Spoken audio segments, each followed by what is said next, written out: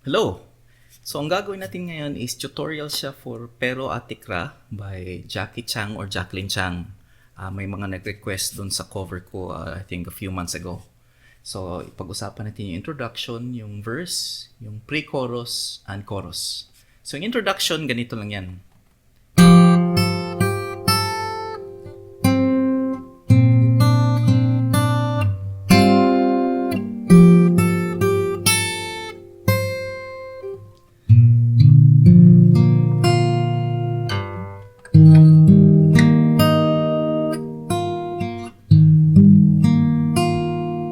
Ulitin ko ha.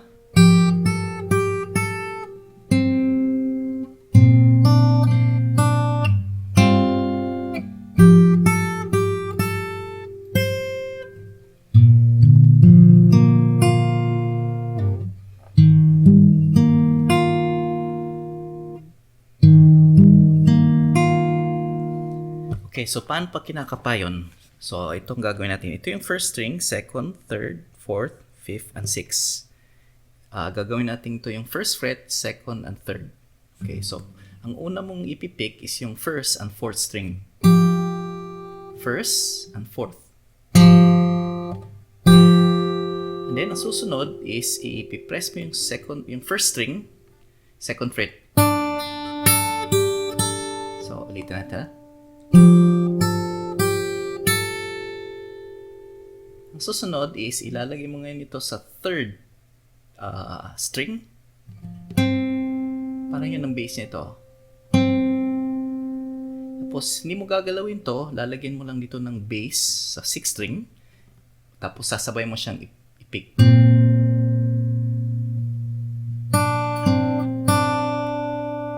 So ipipick mo ngayon yung second and third. Natin ha.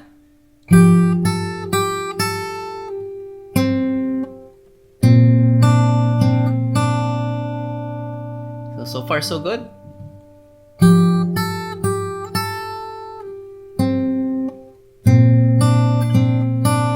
Ang susunod is i-position mo lang yung A sus4 which is 2, 2, 2, 2, third fret. Tapos isabay mo lang siyang i-pluck. A sus4 yun. Inside na A, na ganyan, i-move mo lang yung pangatlo dito sa third fret ito. Tapos ulitin mo lang yung kung paano nagsimula. Tapos fifth.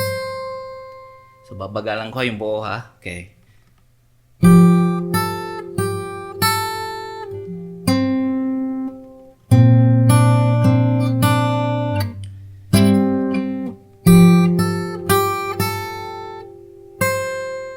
Then gagawin mo yung G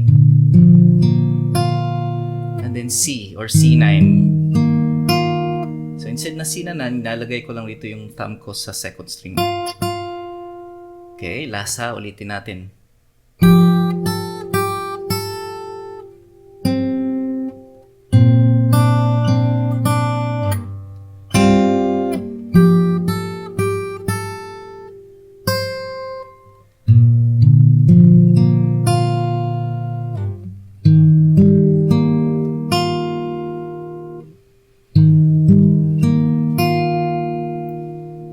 So yun lang, yung introduction which is pwede mo rin gamitin sa chorus pagsimula. Okay, now sa verse naman, ang verse meron tayong tatlong chords lang. Same siya for the verse 1 and verse 2. Ang una is yung D. So hindi mo ipipick yung 6th string and 5th string, but open string ito, 2, 3, 2. Makikita mo yan dito sa drawing dito sa may part na to. So, D, yun ang una nating chord. And then, ang pangalawa is D, B minor, which is, di mo tatamaan yung 6th string. 2, 4, 4, 3, 2. B minor. At yung huli, at yung pangatlo is yung G. 3, 2, 0, 0, 3, 3. Okay, so ang gagawin mo naman after nung introduction mo, ulitin natin ha.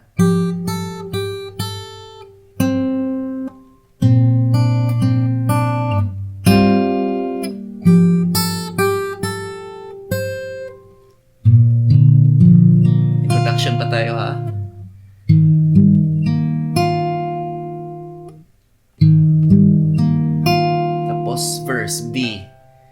Magkatawa kong maghunahuna, manong nag-B minor, mo, G, D. Di baling tanon mangyud unta ko ambutog B minor, gyud ko kalimot G. Okay? So, yun lang yung tatlong chords. Makita mo yan dito, somewhere dyan. Same yung gagamitin mo sa verse 2 rin na move on, murag uyab, ambot ning dug, B minor, nang pasaga G, nang magmiso, and B minor.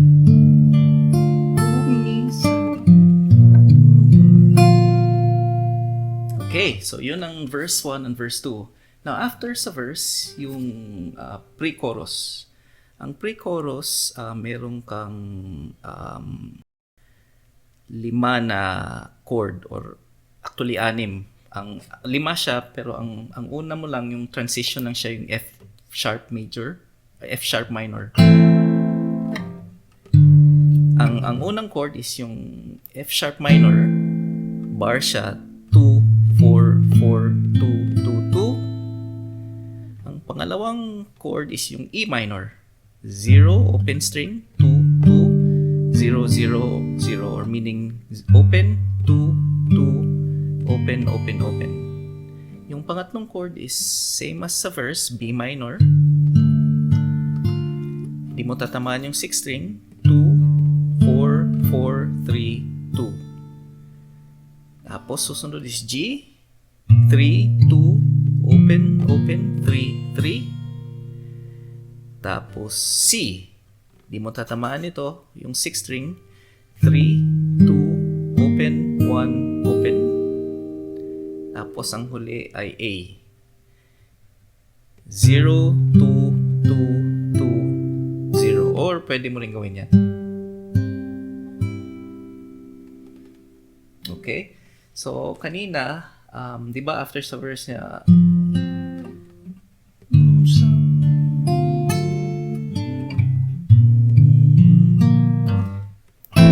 apan karon nagbag-una, B minor, ballpen mang G, feeling C, A.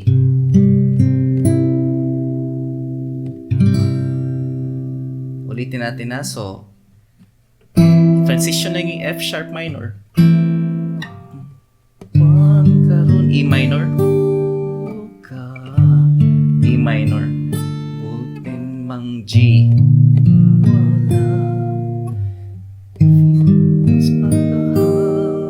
A.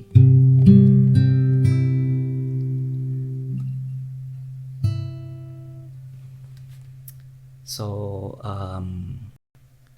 I'm not sure kung, so, ulitin mo lang siya kung medyo naguluhan ka. Now, ang susunod ng pre-chorus is yung chorus. Medyo mahaba-haba tong chorus, pero 4 lang yung kanyang chords. Una is yung D.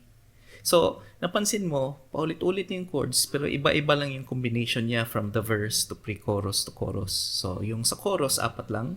D, 0, 2, 3, 2. Tapos G, 3, 2, 0, 0, 3, 3. Tapos A, 0, 2, 2, 2, 0, or open, and B minor, 2, 4, 4, 3, 2. Kita mo yan dyan. So, ang gagawin mo, ang progression ng diri lang D, diri lang G, diri D, sa taong G, sumudagan kay kong D minor, A, G,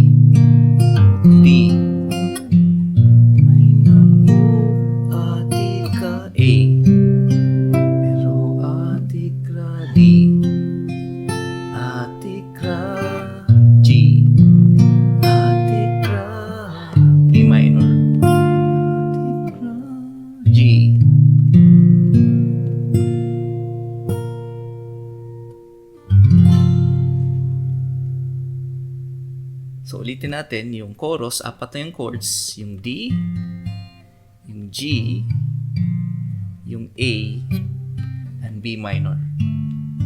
So, ulitin mo lang siya kung naguguluhan ka. Sunod ng chorus na yan is, like sinabi ko kanina, parehas verse uli. Yung verse is yung tatlong chords, yung D, B minor, at yung G. Diba? Move on, ragut, amut, B minor, napasag, G, D,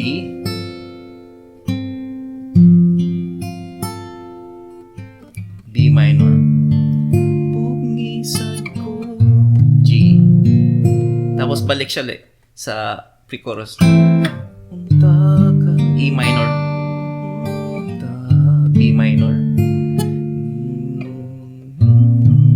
G, ninggugmang C, bawi, A.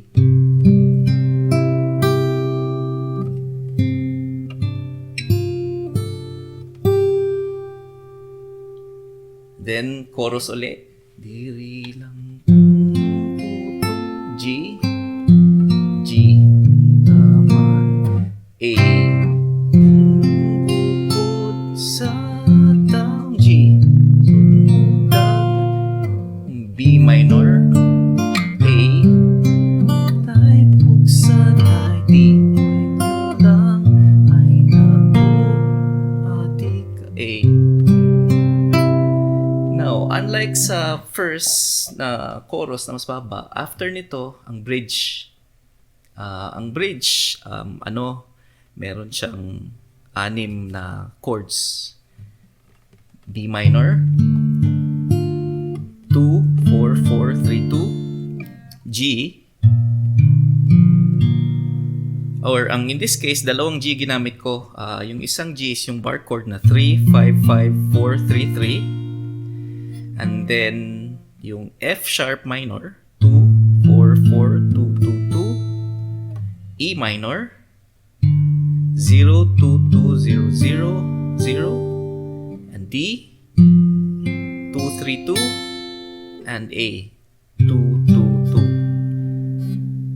2. So, ang katapos nung sa chorus, ang last note is A.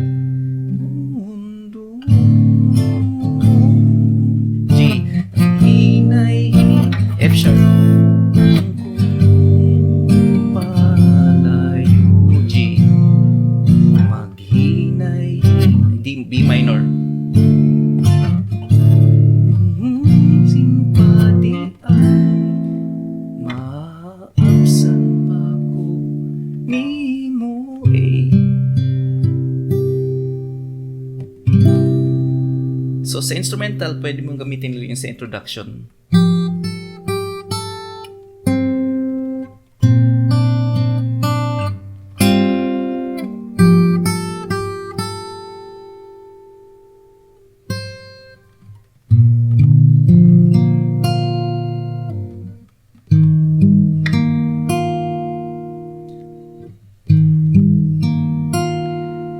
Now, after nitong bridge at yung instrumental, yung last, which is yung chorus or yung outro, iniba yung key, mas mataas. Instead na F major, ginawa niyang G. So, remember sa original nating ginamit na chorus is D, G, A, and B minor. Ito, taasan mo lang, instead na D, E ang gagamitin. So, ang chords natin sa final na chorus na iba yung key is apat din. E, 0, 2, 2, 1, 0, 0. A, 0, 2, 2, 2, 0. Ang B, which is 2, 4, 4, 4, 2. And ang C sharp minor, 4, 6, 6, 5, 4.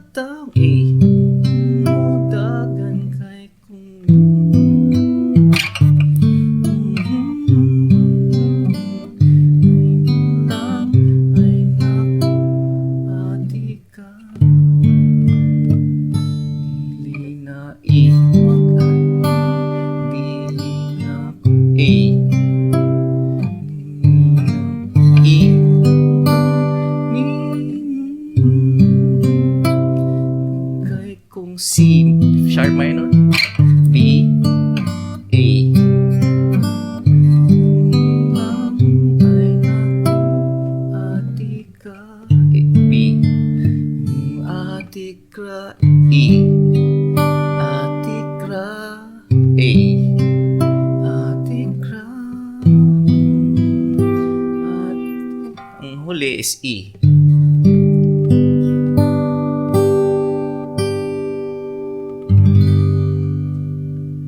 So, ulitin mo lang tong tutorial, pati yung